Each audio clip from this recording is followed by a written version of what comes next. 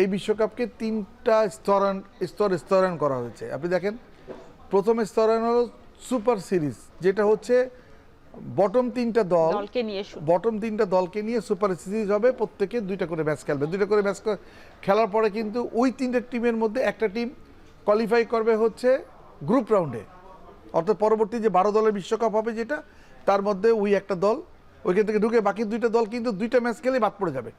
দেখেন এখানে কিন্তু তীব্র রিয়াকশন আসছে। আপনি নেদারল্যান্ড রিয়াকশন দেখিয়েছে, আপনি মানে ওয়ার্ল্ড ক্রিকেট অ্যাসোসিয়েশন রিয়াকশন দেখিয়েছে।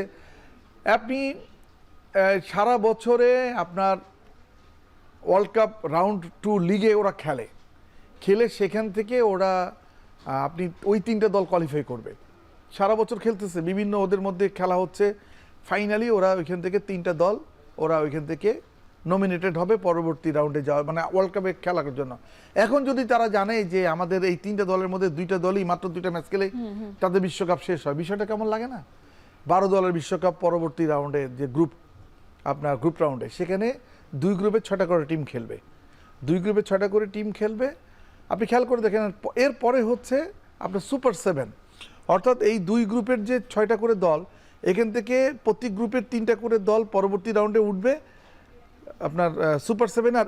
আর যে ওই নাম্বার 7 নির্ধারণের জন্য 2 গ্রুপের যে নাম্বার 4 পজিশন আছে, তার মধ্যে বেটার কে, আইদার রান রেটে বা বেস্ট উইনে, সে যাবে হচ্ছে সুপার 7-এর লাস্ট টিম হিসাবে যাবে। তাহলে কি দাঁড়াচ্ছে, আপনি যদি এই 6টা টিম করে যে গ্রুপ রাউন্ডের খেলা হবে, এইখানে যদি বাংলাদেশ যদি কোয়ালিফাই করতে না পারে, তাহলে বাংলাদেশের বিশ্বকাপ কিন্তু 5টা ম্যাচে শেষ হয়ে গেল। অর্থাৎ বাংলাদেশ সুপার 7-এ খেলতে পারলো না এবং 5টা ম্যাচে শেষ হইল। অর্থাৎ খেলার সংখ্যা কিন্তু বেশি পাচ্ছি না আমরা। অর্থাৎ আপনাকে এখানে একটা প্রচণ্ড চ্যালেঞ্জের মুখে, যে আপনাকে টার্গেট করতে হবে যে আমি 3টা জয়, আমি এই যে 5টা ম্যাচের মধ্যে 3টা জয় পাবো, বা দুইটা জয় পেলে আপনি ইকুয়েশনের মধ্যে থাকতে হবে। 3টা জয় পেলে আপনি অবস্থানটা মোটামুটি পরিষ্কার করে আপনি পরবর্তী রাউন্ডে যাওয়ার চিন্তা ভাবনা করতে পারতেছেন। আমি ভরসা রাখি হিরন স্মার্ট ওয়াটার পিউরিফায়ারে। আর সুপার 7-এর যে দলগুলো, সেইখান থেকে যে 1 থেকে 4 যারা হবে, তারা হচ্ছে সেমিফাইনাল খেলবে। 1 খেলবে 4-এর সাথে, আর 2 খেলবে 3-এর সাথে। কিন্তু পুরো জিনিসটা হচ্ছে কি, আপনাকে বলা হচ্ছে ক্রিকেট, এটাকে আপনার আইসিসি বলতেছে ক্রিকেটকে, মানে ওয়ার্ল্ড কাপ ক্রিকেটকে আরও বেশি কম্পিটিটিভ করার জন্য এটা করছে। কিন্তু আসলে এটা প্রকারান্তরে যেটা হচ্ছে, ক্রিকেট বিপণনটাকেই আইসিসি অধিক গুরুত্ব দিচ্ছে। যার কারণে হচ্ছে কি, বড়রা কিন্তু বারবার ম্যাচ খেলতেছে, কিন্তু যারা হচ্ছে র্যাঙ্কিংয়ের নিচে সাইডের দলগুলো তারা বাদ পড়ে যাচ্ছে। তো ওয়ার্ল্ড কাপে তো ছোট বড় দলকে, ক্রিকেট যখন বিশ্বায়ন, ফুটবল যেখানে বিশ্বায়নের জন্য আপনি টিম বাড়িয়েছে, 32 থেকে 48 করেছে এবং তারা 64-তে যাচ্ছে, ক্রিকেট বিশ্বায়নের জন্য আরেকটু ভাবনা দরকার। এখানে ঘুরে ফিরে কিন্তু আপনার ওই যারা হচ্ছে ক্রিকেট পরাশক্তি, তাদের জন্যই এই ফরম্যাটটা করা হয়েছে। তারা আসলে এই 50 ওভারের বিশ্বকাপে দলের সংখ্যাও বাড়াতে চায় না।